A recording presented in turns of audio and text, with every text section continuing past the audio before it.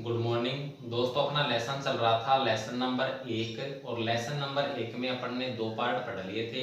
दूसरे पार्ट में अपन ने पढ़ा था सस्य विज्ञान के क्षेत्र, यानी कि सस्य विज्ञान के कितने क्षेत्र हैं, तो 4 क्षेत्र थे उसके। उन चारों क्षेत्रों के बारे में अपन ने पिछली क्लास में पढ़ा था। आगे इसका चलेगा पार्ट नंबर 3 और पार्ट नंबर 3 के अंदर अगला टॉपिक आता है अपना मृदा। मृदा या मिट्टी, इसे इंग्लिश में कहते हैं सोइल। इंग्लिश में इसे कहते हैं सोइल, यानी मृदा क्या होती है। ठीक है, तो मृदा में अपन पढ़ेंगे मृदा क्या है, इसकी परिभाषा के बारे में, मृदा की उत्पत्ति कहाँ से हुई है, मृदा की शाखाएं कितनी हैं और मृदा कितने प्रकार की होती है, इसके बारे में अपन इसमें अध्ययन करेंगे। तो देखिए दोस्तों, सबसे पहले बात करूंगा मृदा की। तो मृदा कहते हैं मिट्टी को, अपने जो आसपास धरातल क्षेत्र पर जो पड़ी रहती है वो मृदा होती है, मिट्टी होती है। इंग्लिश में इसे सोइल कहते हैं। देखिए इसकी परिभाषा की बात करूं, मृदा की अगर मैं परिभाषा की बात करूं तो मृदा क्या होती है, तो देखिए मृदा एक प्राकृतिक पिंड है। मृदा एक प्राकृतिक पिंड है। मृदा एक प्राकृतिक पिंड है जिसका निर्माण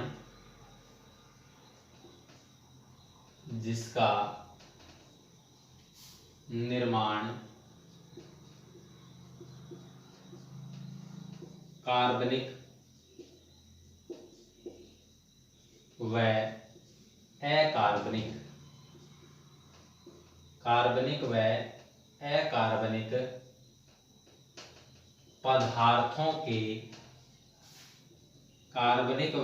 अकार्बनिक पदार्थों के विघटन या अपघटन से होता है। विघटन या अपघटन से होता है। देखिए दोस्तों, बात करें अपन मृदा की यानी सोइल की, तो सोइल की सबसे पहले परिभाषा, तो परिभाषा देखें तो मृदा जो है वो एक प्राकृतिक पिंड है। मृदा क्या है, एक प्राकृतिक पिंड है जिसका निर्माण कार्बनिक और अकार्बनिक पदार्थों के विघटन या अपघटन से होता है। मृदा जो है वो एक प्राकृतिक पिंड है, यानी कि प्रकृति के द्वारा बना हुआ एक पिंड है, प्रकृति के द्वारा बना हुआ एक ठोस पदार्थ है जिसका निर्माण कार्बनिक और अकार्बनिक पदार्थों के विघटन या अपघटन से होता है। देखिए प्राकृतिक पिंड है यानी कि प्रकृति द्वारा निर्मित है। कार्बनिक पदार्थ की बात करूं, कार्बनिक पदार्थ वो होते हैं जिनको जलाने के बाद उनका जो शेष रूप है, जो टोटल उनका वॉल्यूम है, वो राख के रूप में शेष बचता है। ठीक है, जो उसका आयतन है वो राख के रूप में शेष बचे, यानी कि वे पदार्थ जो जलाने के उपरांत राख के रूप में शेष बचते हैं वो कार्बनिक पदार्थ होते हैं। और अकार्बनिक पदार्थ वो होते हैं जिनको जलाने के उपरांत उनका जो स्वरूप है वो राख के रूप में नहीं बचता। ठीक है, तो कार्बनिक पदार्थ तो वो हैं जो राख के रूप में शेष बचते हैं, और अकार्बनिक पदार्थों को अपन यूं कह सकते हैं कि ठोस पदार्थ होते हैं। ठीक है, तो कार्बनिक पदार्थ यानी कि जिनमें कार्बन यानी कि धुआं निकल जाता है और उनका राख बच जाती है। अकार्बनिक यानी कि ठोस पदार्थ हैं। तो मिट्टी जो है वो कार्बनिक यानी कि राख के नुमा पदार्थ की, और अकार्बनिक यानी कि कुछ ठोस पदार्थ की। ठीक है, तो राख के नुमा पदार्थ यानी कि कुछ होगा और कुछ इसमें ठोस पदार्थ होगा। कार्बन और अकार्बनिक दोनों पदार्थ होते हैं और उनका आपस में विघटन होता है, यानी कि उनका आपस में अपघटन होता है, या यूं कह दें वो आपस में विभाजित होते हैं, छोटे छोटे टुकड़ों में बंटते हैं। ठीक है, कार्बनिक और अकार्बनिक पदार्थों का छोटे छोटे टुकड़ों में बंटना, उनका विघटन होना, उनका अपघटन होना, अलग अलग भागों में बंटना, उनका टूटना, एक ही बात है। उनसे क्या बनती है, मृदा बनती है। ठीक है, तो मृदा एक प्राकृतिक पिंड है यानी कि प्रकृति के द्वारा निर्मित पिंड है जिसका निर्माण कार्बनिक और अकार्बनिक पदार्थों के विघटन, अपघटन या छोटे छोटे टुकड़ों में विभाजित होने से बन होता है। ठीक है, निर्माण किससे होता है, कार्बनिक और अकार्बनिक पदार्थों के विघटन या अपघटन से होता है। ठीक है, आगे बात करें तो मृदा की उत्पत्ति की बात करूं मैं। मृदा की उत्पत्ति। देखिए इसकी जो उत्पत्ति है वो कहाँ से हुई है, तो मृदा जो है वो लैटिन भाषा, मृदा लैटिन भाषा के सोलम शब्द से इसकी उत्पत्ति हुई है। लैटिन भाषा के किस शब्द से हुई है, सोलम शब्द से इसकी क्या हुई है, उत्पत्ति हुई है। मृदा की उत्पत्ति लैटिन भाषा के सोलम शब्द से हुई है और सोलम शब्द से निकलकर क्या आ रहा है, सोइल, और सोइल को क्या कहते हैं, मृदा कहते हैं। ठीक है, सोलम यानी कि इंग्लिश में इसे सोलम कहेंगे और सोलम से निकलकर आ रहा है क्या, सोइल, और सोइल को हिंदी में क्या कहते हैं, मृदा। तो मृदा की उत्पत्ति की बात करूं तो मृदा एक लैटिन भाषा के शब्द सोलम से इसकी उत्पत्ति हुई है। मृदा की जो उत्पत्ति है वो लैटिन भाषा के शब्द सोलम से हुई है, जिसका अर्थ होता है फर्श। इसका जो अर्थ होता है, सोलम के अगर अर्थ की मैं बात करूं तो अर्थ होता है इसका फर्श, और फर्श के ऊपर क्या रहती है, मिट्टी रहती है, सोलम रहती है, सोइल रहती है। ठीक है, सोलम शब्द का अर्थ तो फर्श होता है, लेकिन सोलम के सोइल से निकल कर आई है मृदा। ठीक है दोस्तों, तो मृदा की जो उत्पत्ति है वो लैटिन भाषा के सोलम शब्द से हुई है और सोलम का अर्थ फर्श होता है। नेक्स्ट देखें, इसके बाद में आती है मृदा की शाखाएं। मृदा की शाखाएं यानी मृदा की कितनी शाखाएं होती हैं, तो मृदा की मुख्य रूप से शाखाएं होती हैं, तो वो 2 शाखाएं होती हैं।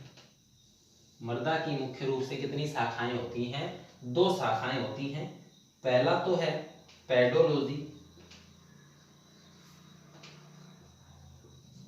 और दूसरा है एडेफोलॉजी। पेडोलॉजी और एडेफोलॉजी हिंदी में लिखता हूं, पेडोलॉजी इधर है, इडेफोलॉजी। मृदा की मुख्य रूप से 2 शाखाएं होती हैं, पहला है पेडोलॉजी और दूसरा है इडेफोलॉजी। देखिए 2 शाखाएं हैं मृदा की, पहली पेडोलॉजी है, दूसरी इडेफोलॉजी है। अब देखिए दोनों क्या होती हैं, इनकी परिभाषा की अगर बात करूं तो सबसे पहले पेडोलॉजी। तो पेडोलॉजी क्या होती है, मृदा विज्ञान की वह शाखा जिसके अंतर्गत मृदा विज्ञान की वह शाखा जिसके अंतर्गत मृदा की उत्पत्ति तथा मृदा के निर्माण का अध्ययन किया जाता है। इसके अंतर्गत किसका अध्ययन होगा, मृदा की उत्पत्ति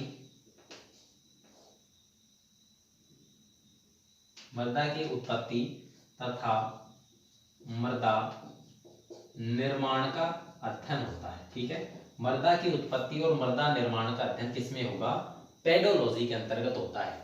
पेडोलॉजी किसे कहेंगे, मृदा विज्ञान की वह शाखा जिसके अंतर्गत मृदा की उत्पत्ति और मृदा के निर्माण का अध्ययन किया जाता है, उसे अपन पेडोलॉजी कहते हैं। यानी कि पेडोलॉजी के अंदर मृदा की उत्पत्ति सोलम शब्द से हुई है, इसका अध्ययन होगा। इसके अलावा मृदा का निर्माण कार्बनिक और अकार्बनिक पदार्थों के विघटन से होता है, इसका अध्ययन होता है।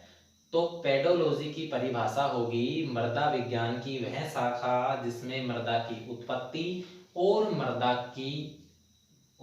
के निर्माण का अध्ययन किया जाता है। ठीक है, तो उत्पत्ति का अध्ययन होगा और दूसरा निर्माण का अध्ययन होता है।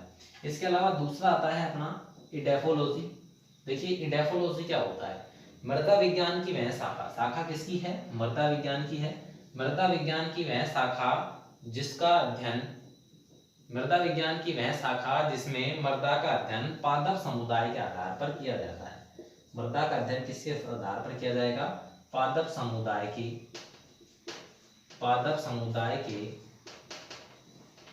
आधार पर मृदा का अध्ययन। ठीक है, पादप समुदाय के आधार पर किसका अध्ययन होगा, मृदा का अध्ययन होगा। मृदा विज्ञान की वह शाखा जिसमें मृदा का पादप समुदाय के आधार पर अध्ययन किया जाता है उसे अपन इडेफोलॉजी कहते हैं। ठीक है, पादप समुदाय का मतलब होता है कि जो मिट्टी होती है, मृदा होती है, उसका पादप यानी कि पेड़ पौधों के ऊपर क्या प्रभाव होता है, पेड़ पौधों के ऊपर मिट्टी का किस प्रकार से प्रभाव होता है, उस प्रभाव का अध्ययन करना इडेफोलॉजी के अंतर्गत आता है। तो इडेफोलॉजी में पादप समुदाय के आधार पर मृदा का अध्ययन किया जाता है और पेडोलॉजी में मृदा की उत्पत्ति और मृदा के निर्माण का अध्ययन किया जाता है। ठीक है, दो अपने पास में शाखाएं निकल कर आई हैं मृदा की, पहली पेडोलॉजी, दूसरी इडेफोलॉजी। पेडोलॉजी मृदा की उत्पत्ति और मृदा के निर्माण का अध्ययन होता है, इडेफोलॉजी पादप समुदाय के आधार पर मृदा का अध्ययन होता है। ठीक है, देखिए मृदा की परिभाषा, मृदा एक प्राकृतिक पिंड है, अर्थात प्रकृति के द्वारा तैयार किया हुआ एक पिंड है।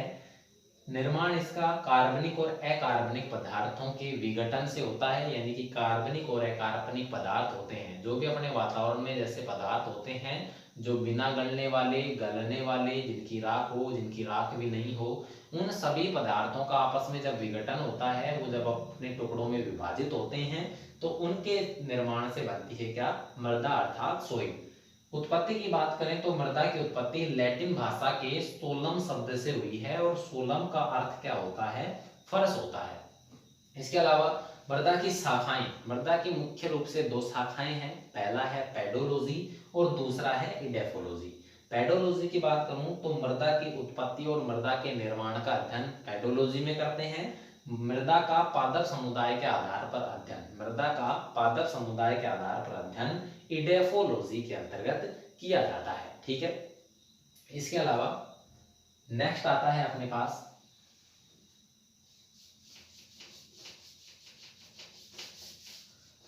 अगला आता है मृदा में मृदा के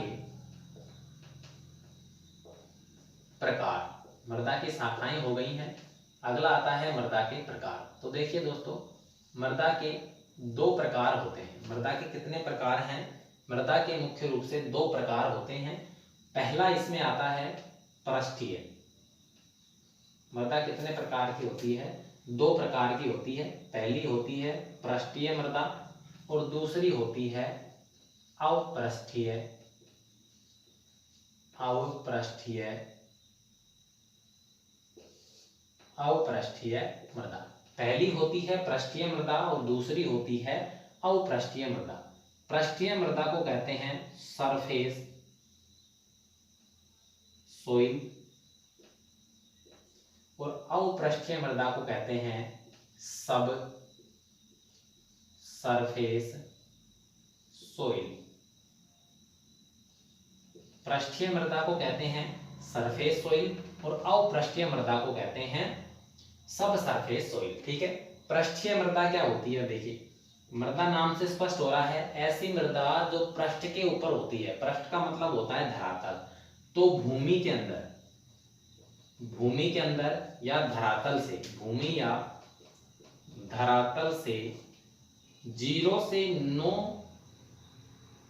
सेंटीमीटर, भूमि या धरातल से 0 से 9 सेंटीमीटर नीचे की, या इसे अपन इंच भी कह सकते हैं। ठीक है, 0 से 9 सेंटीमीटर गहराई तक की मृदा, 0 से 9 सेंटीमीटर गहराई तक की मृदा क्या कहलाती है, पृष्ठीय मृदा कहलाती है।